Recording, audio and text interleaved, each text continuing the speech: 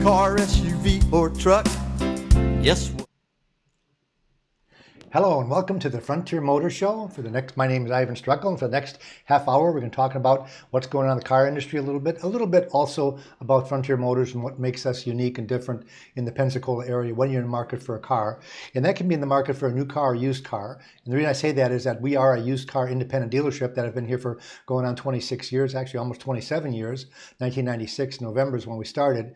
And the reason I say new cars also is because there are times where you get cars that have virtually no miles on them. I'm talking about 15 or 20 miles, but technically I can't sell them as a new car because we're not a new car franchise dealer. About 5 months ago, I bought like 15 Ram pickup trucks that were, again, brand new when I bought them, but I can't technically sell them as new. I had to make sure that they were titled, that the warranty clock was ticking. So if they were a month old, you'd lose 1 month of warranty. But of course, when I buy vehicles like that, I have to make sure that I can sell them for less than what the new car dealer can sell them for. And that's what my goal is. So I do a lot of research to make sure that when we do purchase a vehicle that is almost brand new, that it's going to be depreciated enough to make it worth your while. And that depreciation varies from customer to customer. Some people say, hey, if I can save $3,000 on a car that's got 500 miles on it, I'm good. And there are other things that you save also when you buy from an independent like Frontier Motors. Our fees a lot of times are a lot less. The hassle of buying the car are quite a bit less. We are the ones that have been advertising for years and years that we will give you an out-the-door price in writing without you even asking for it. So you come in and you're looking at the car and we're asking $30,000 for it. Well, of course, the next question is going to be, well, what's your total out-the-door price, or what are you going to give me for my trade-in? So we do a quick appraisal on your vehicle, and we give you that in writing. And we are confident enough in the pricing structure that we come up with that we'll let you go shop. Most dealers won't. They do that. They give you the price, and then if you say, I'm going to go shop, next thing you know, they're dropping the price, and then you get closer to the door, they're dropping it a little more. We don't play those games. I think we've got to be confident in the pricing that we give you, that we can make money on it to stay in business, but yet still beat the competition. And a lot of times, and I say this on every show that I do, a lot of times that has nothing to do with the money. And what I mean by that is, if we're in the ballpark, sometimes we can be $1,000 or $1,500 more, but if you're buying a $5,000 more expensive car, we're going to have the better deal. What if we're the same price, but our vehicle is in better condition? What if we're the same price, but our vehicle has lower miles, it has more equipment, or it's just a better color? There are some colors that are much more difficult to sell than others. And I'll give you a prime example. Purple is one of those cars, and I don't want to pick on the people that are driving around in purple cars. I saw a purple Challenger the other day that I thought was absolutely gorgeous. Had yellow stripes on a purple car, and it doesn't sound very pretty, but this car I thought was gorgeous. But that's a hard car to sell because a lot of people won't buy a purple car. Same thing with pink. Same thing with yellow. I happen to be in the old times, I always loved yellow Corvettes, and but some people wouldn't buy it because it's too bright. It's too much attention. So that's some of the things that we talk about at Frontier Motors. And we also tell you a little bit what's going on in the car industry. Right now, we still have the same situation we've had going on 2.5 years now, where new cars are hard to get, and that drives the price of new cars even over the original window sticker, because if the dealers don't get enough of them, they've got to still stay in business. And the new car dealers, a lot of them have pretty high overhead based on what their buildings are worth, what their taxes are paid, what the insurance they have to pay. They have to make a bunch of money on a car. Well, if they're not getting a lot of cars in, they end up increasing the price of their cars. And that's what you can see right now when you go into some of the new car dealerships in town, that they have an addendum sticker on the cars. Now, years ago, before the pandemic, there were always little addendum stickers. And a lot of times was because they would add things to the car. For example, if they added a spoiler, or they added pinstriping, or maybe on the truck, they jacked it up a little bit and put some mag wheels on it. So they put a little addendum sticker on there. And you kind of thought, well, that makes sense. They put $2,000 worth of wheels and tires on this Jeep Wrangler. Of course, you're going to jack the price up. So you weren't surprised or astonished when you saw that. But people are reporting back to us saying, wow, I went over to Car City and they had a marketing adjustment addendum of $10,000 on the car I was looking at. There's one dealer in Car City that had a $20,000 marketing adjustment. Now, what does that mean? What's marketing adjustment? That just means what the market will bear. And if you're willing to walk into a dealer and pay $20,000 over window sticker, which is what happened with the Corvettes, and that still still is happening with a lot of the Corvettes right now that might have an original window sticker of $59,000 and they're selling for $79,000. So it's very interesting what's happening in the new car market right now, and that's still happening. And I can still report to you that a used car is a better deal than a new car. Used car prices have gone up, but new car prices have gone up even more. So the gap, like it's always been, is still there. So if you're looking at a 1-year car and there's a $6,000 gap, that's still a pretty good deal as long as the car smells like new, looks like new, has new car warranty, has a clean history report, and everything is like new when you open the door. It's still got that new car smell to it, and that's what really what we specialize in. Last time I checked, we've got about 250 cars in inventory, and about 100 to 150 of those are like new cars that are 1 year to 2 years old, maybe 2.5 years old, and the rest of them are cars that we've taken a trade or bought off the street from private individuals like yourself, where we make sure that the vehicle is a good car. We can talk to the owners of the car, which you can't do when you buy at auction. So we don't buy the old cars at auction. We don't have a problem buying a car with 3,000 to 5,000, 10,000 miles at the auction because they're guaranteed. Even if they have 25,000 miles and they still have a warranty up to 50,000 miles, we have no problem buying that car at the auction because, again, they will guarantee that car. But once the car gets a little bit older, let's say it's 10 years old, you're buying the car as is. So we want to have the ability to do a background check on the car, to get inspected if we have to talk to you, the owner of the car, to make sure that the car is going to pass inspection. It's going to be pass our inspection, but also ultimately that when we put that car on the road, that it's going to be a good car for the next owner. There's a lot of cars that last a long, long time. Back in 1975, when I got into selling cars, the average age of a car on the road was 7 years. And one of the reasons it was 7 years is because cars would break, people would get ticked off, and they trade it in. Now the average age on a car is almost 12 years on the average of what's driving in the United States right now. Now, why is that? Well, one reason is because the cars are made better. They last longer. They've got better rust preventative methods when they are manufactured. You don't even have to, in most places, you don't even have to buy rust proofing anymore. Matter of fact, some manufacturers deter you from buying rust proofing because it clogs up the drain holes in the doors when you put the rust proofing material in there. I still would urge you that if you're living in Wisconsin, where I'm originally from, that you get undercoating on a car to help the undercarriage of the vehicle from rusting. But other than that, the cars are made a lot better and they last a lot longer, which of course, used car dealers don't like that because we want you to trade.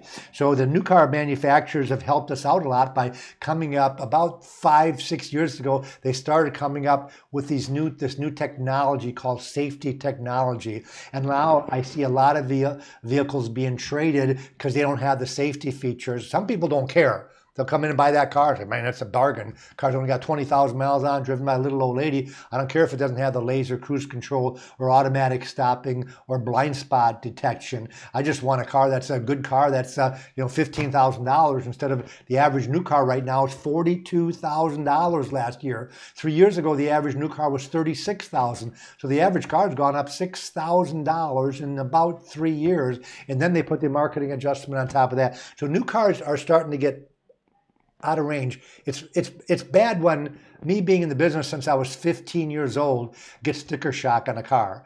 I had a truck that I looked at the other day, and it was a used truck at the auction. It was $70,000. I said, "There's no way this." I think it was a Ram, a limited Ram pickup truck.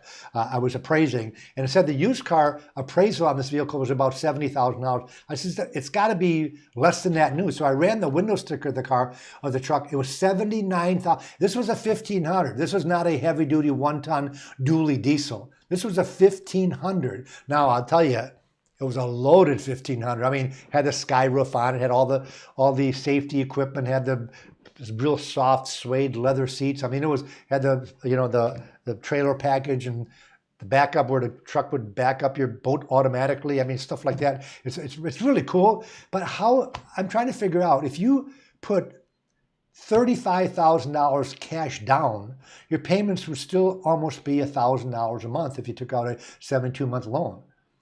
I mean, it's just crazy what they're getting at. And it's not, I was looking at, this was last year, I took my bicycle on a Sunday up to Car City, and I went up to Step One Automotive, and I'm not picking up Step One. I'm not saying anything bad about them, by the way, so I'm not bashing them. I'm just talking about a brand new Cadillac Escalade. This was about 7 or 8 months ago. Escalade, original window sticker without any addendum was over $100,000. I remember when they were 65 and 70,000, I thought that was crazy. So things are happening in the new car industry where I don't know where this is going to end. Now they still do make cars in the $25,000 to $30,000 range, but you drive one of those cars versus a luxury brand, you'll be pleasantly surprised how much nicer some of the luxury brands are. But you can buy twice as many regular cars than you can one luxury car. Talking what's going on in the industry a little bit, Consumer Reports in 22 came out with their overall best reliability. I love reliability. People always walk in and say, what's the most reliable car? And normally it's one car has always been either on top or one of the best ever, and that's my favorite car, which is a Lexus. And you'll see the car behind me right now. That is a Lexus convertible, a 2022 model. I bought that car with 500 miles on it. It was a used car with 500 miles on it. And one of the reasons I bought it is because it has the best reliability rating right now that Consumer Reports can offer, and that is Lexus is number one for reliability. Number two, and this is a sleeper, folks. You always ask me what's the best bargain out there. Right now, for best reliability and best bargain is a Mazda. I think Sandy Sensing, right? Does Sandy Sensing sell the Mazda? I think he's a local Mazda dealer. So if you go to, I want to make sure that's right, if you can look that up. But I believe Sandy Sensing is the Mazda dealer, and they're right around the road, and they sell brand new Mazdas. Of course, if you're going to buy brand new, I always urge you, buy local dealers. If you're going to buy a Chevrolet, go to Pete Moore or go to Sandy Sensing, and if you're going to buy a Mazda, go to Sandy Sensing.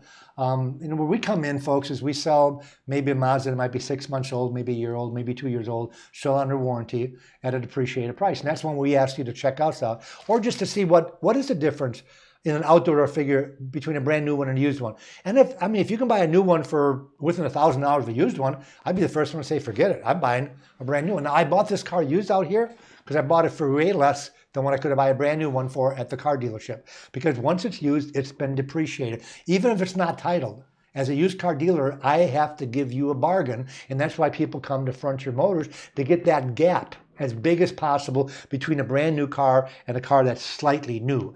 And number one, according to Consumer Reports for all of last year, was Lexus for reliability. Number two was Mazda. And the reason I say Mazda is the best bargain / deal out there is because they're kind of undiscovered. They don't have the resale value that you're going to get on a Toyota or a Nissan. So if you put a Nissan right next to a Mazda, not Nissan, a Toyota or a Honda, or even Nissan for that matter, next to the Mazda is going to be $2,000 or $3,000 less. It's going to have a better warranty and it has better reliability because Mazda was number 2 and Honda, for example, was number 6. Now, Toyota was still up there for reliability. They've always made a reliable car, and they're number 3. Infiniti, which in the past has been way on the bottom, Infiniti came out of the hole, and now they're making a very reliable car. We love selling Infinitis because they're hardly ever breaking, and they're number 4. And the only domestic to make the top 10 is Buick. Buick has been up there for quite a while. We've got the local Buick dealership, which is Step 1 Automotive, right? It's only about maybe 400 yards from Frontier Motors. And the Buicks have a 4-year, 50,000-mile warranty, where Chevy has a 3-year, 36. So Buick has been highly rated for reliability.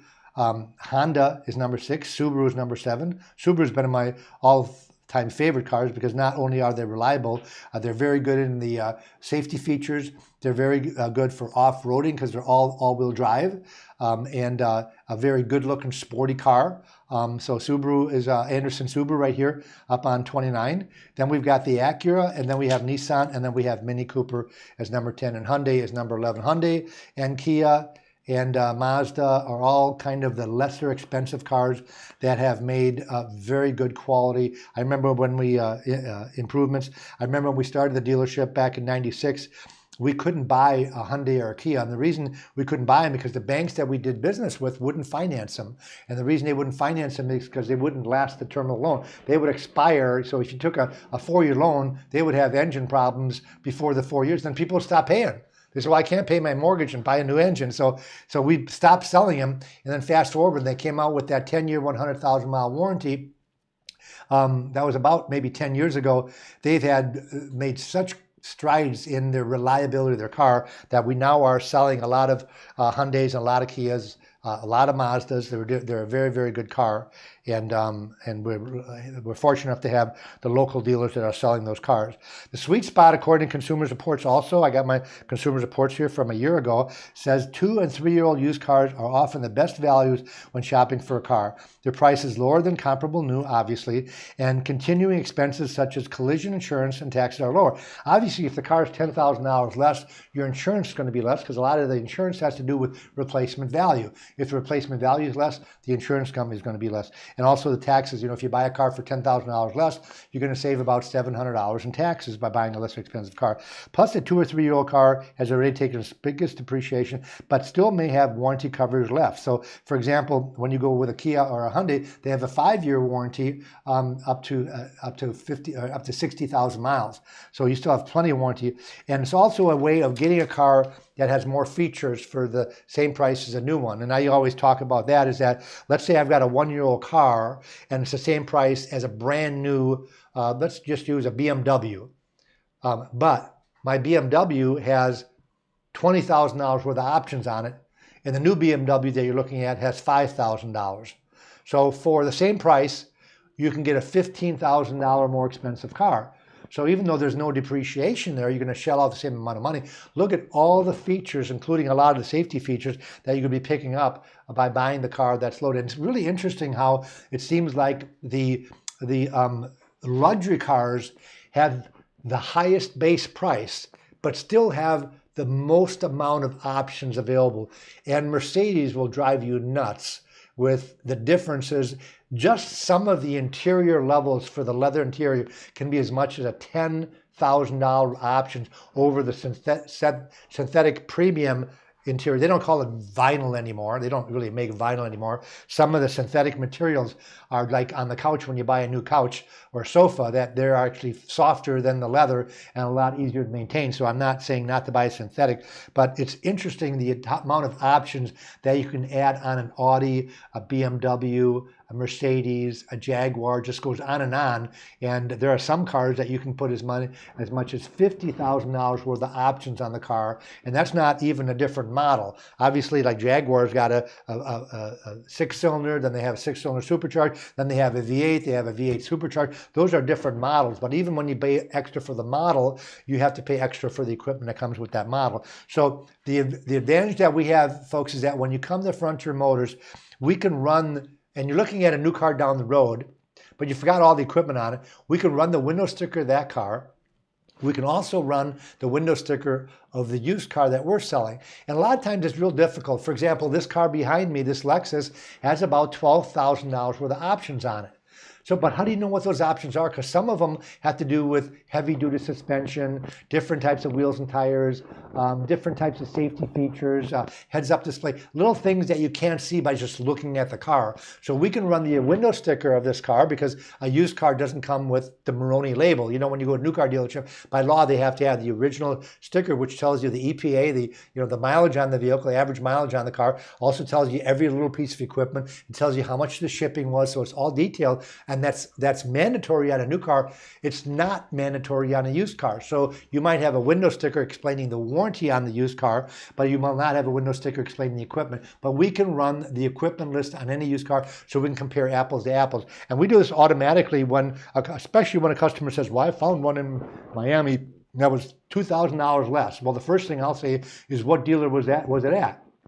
And I'm looking at a Lexus in Miami. So I find out the Lexus dealership he's telling about, they only have one of these in stock. So I said, wait a minute, mine was 120 new, theirs was 108 brand new. My car is a $12,000 more expensive car. Let's see what you get more on my car for $12,000. And my car is only $2,000 more or less than the one they have down there. So this is what I'm talking about that we can help you with to determine who's got the best deal, not necessarily the best price. And a lot of the best deal is always have to do with condition. If you're talking real estate, it's location. If you're talking used cars, condition. Has it been smoked in? Have there pets been in the car? How does it smell? How old is the car? It could be a 22 model that's 3 years old. It could be a 22 model that, well, it's actually that's 2 years old or that's 1 year old, depending on the year. Now, a lot of times people don't know that from June to July is when the transfer comes over with. So let's say you go from 22 to 23. Well, you could have a 23 model car that's only 2 weeks newer than a 22 model car, but in your mind, it's a year difference. So you have to run the history report to find out how many months are left on the warranty. In other words, when was the car born? Now the 22 might be a year and 2 months old, or it might be 2 months old. So it makes a difference. And especially when they don't change the body style, they don't change the equipment, and they don't change the color. A lot of times I can sort of talk somebody in buying the 22, even though it's only technically model year, it's 1 year older, but it's only, let's say, 2 months older. But there's a $3,000 price difference because it's psychological. So these are things that I sit down and talk with people about when they come to Frontier Motors to make sure that they know what the difference is when they're buying a car as far as who got the best deal. And a lot of it has to do with mileage also. Let's say I've got, like for example, this car right now has 2,000 miles on it. I bought it with 500, I've driven it for 1,500 miles, and you're looking at one down in Miami that's got 12,000 miles on it. Well, for some people that are driving a car part-time, this is kind of a part-time car, it's a convertible. So sometimes they don't put on 4,000 miles in a whole year. So mileage is very, very important. Color is important. If this car was dark blue, it'd probably be worth about $3,000 less than a silver. Because the silver car is the number one selling car, the white one's the number 2, black was number 3. So you look at the color choices that are available. They make this, I saw one the other day in a bright yellow. Now I thought it was kind of cool looking, it was kind of sporty. A lot of people look at it and they want to throw up. Well, what does that make a difference? Resale value. That color alone, now the price of the color was the same when it was new.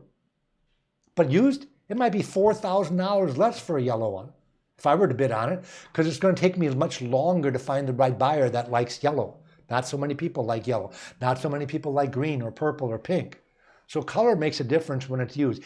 One of the reasons that a dealership loses a sale is the color of the outside and the color inside. I've even lost deals or made deals because of the inside color. This particular car has a black interior with red accents. Some people come and say, I don't want black, it gets too hot. Even though it's best for, as far as dirt is concerned, I want the light tanned interior. So they don't buy the car because of just the color of the interior alone. Some people are the same thing. They want a dark color or they want a white color. Every time I buy a black car, a lot of times people say, I want a white car. Then I buy a white car. I'd rather have a black car. So color is very, very important to people. And it's one of the things that turns a person either on or off. And we sold a motorhome the other day on a lot, and it was because of the color of the vehicle. They liked the color. And so a lot of times it's not just the money and the equipment, it's condition. Of course, conditions are important. Who wants to buy a car that's below average condition? I don't. A lot of dealerships buy a below average condition car on purpose. And the reason they do this is because they can buy it cheaper. They can advertise. I might ever see those billboards on I-110, new this type of car. I won't mention the dealer's name, but I don't want to say it's new. It's 1 year old, it could be a current model 23, a used model car, and it's 1995. Well, you go to that dealership, you look at that car and say, oh my God, this car has been ratted out, and it's only a half a year old, and I'm not buying that car. Well, they buy that car on purpose. They also are smart enough to buy the nice car that's $23,000 because it's perfect. So those are the things that a lot of dealerships will play. We don't play that game. We don't buy fixer-uppers, folks. I don't buy average cars and try to make them into new. I'll buy the new car. I'll pay more for the new car. I'll mark it up a little, mostly less than the new car dealers do that are selling used cars. And that's what makes a difference. So even though I'm paying more, doesn't necessarily mean my car is more because I don't mark it up as much. And one of the reasons that I can still stay in business and not mark it up so much is because we don't have a multi-million-dollar facility as far as when it comes to the building. This building right now, if I was to replace this building, it would probably be $400,000. Where a dealership, it's not unusual to see a new dealership go up that costs between $30 and $40 million to build. What's the overhead? There was a dealership in New York that opened up last year. It was $600 million. Now, I know it's in New York. I know it's, they build up. So they actually have indoor parking for their cars. So obviously that's expensive. But what is the overhead of a $600 million facility? How much do they have to make per car to even break even on a monthly basis? The car business is monthly. It's 12 months. Every month they close out the books, they figure out how much money they made, and it starts over again. I've been doing this since I was 15 years old. And every car dealership I've ever worked for is a monthly situation. So you figure out what your overhead, you divide it into 12, and that's what it is, and you better make a profit. And when your overhead is that high, just imagine the taxes on that building, imagine the insurance on the building, even if it's paid for, which I doubt that it is. But anyways, I'm trying to let you know that the lower the overhead, the better the pricing that I can offer you on a car that's similar or higher value than the competition. Now, let's talk about, because I've only got 3 minutes left, folks, so free appraisals, 15-minute appraisals. If you're going to sell your car to somebody on the open market, if you're going to trade your car in a car dealership, free advice, free appraisal. We'll tell you what you should get in trade. We'll tell you in 15 minutes what we'll write you a check for. Let's say you're going to buy a brand new car. We can't talk you out of it. If you've got a trade-in, you bring it to us for that first opinion on what they should be giving your car, and we'll also tell you what we'll write you a check for. And sometimes you'll be astounded that because we have a market for a certain car, for example, you go to a Lexus dealership with a dually truck, a diesel dually. We might pay more for that diesel dually than they would because they don't have a market for that vehicle. So you bring it to us, we sell a lot of diesel dualies. We sell a lot of everything because we're a smorgasbord dealer. We've got everything. You know, so it's like going to a big buffet, a big buffet, and that's Frontier Motors. It's like going to a car show. If you don't know what you want, we're a great dealer to go to. We do free Carfax reports. So if you're going to buy a car from your neighbor or a car dealership that won't give you a Carfax report, you gotta do it. I don't buy anything. I don't appraise any car without an ID number so I can run the history report. I want to know where it came from, if it's been an accident, how many recalls does it have, lots of information. They're getting better and better where they include more information. Even the little tiny mom-pop oil changes are now showing up as a maintenance on the history report. So run a history report for at no charge. They're like $45 right now for a Carfax. No charge at Frontier Motors. If your car gets in an accident, I'll tell you how much the value now is because it's been an accident. If a car gets totaled, I can tell you what the insurance company should pay you and also what it costs you to really replace that car. Because don't forget, you got taxes, you got a license plate transfer, you got dock fees, you got addendum window stickers, all those you have to take in consideration that the insurance company should be paying you when you buy that car. Check us out on Facebook, check us out on Instagram, check us out on YouTube. Check us out on our website, frontiermotorsinc.com. 250 cars inventory. We need more cars. Call us up at 436-8080. We'll give you an appraisal over the phone on what your car would be worth to us if we write you a check. If it needs any reconditioning other than normal wear and tear, we'll still buy the car for the price we quoted you, and we'll take off for the reconditioning. For example, if it needs tires, we'll still buy the car. We're just going to deduct for whatever our cost on tires are. So, or you can put tires on it, and we'll still give you what we said. So again, that's Frontier Motors, 230 Beverly Parkway. Thanks for watching. Thanks for listening. Have a great day. Auf Wiedersehen.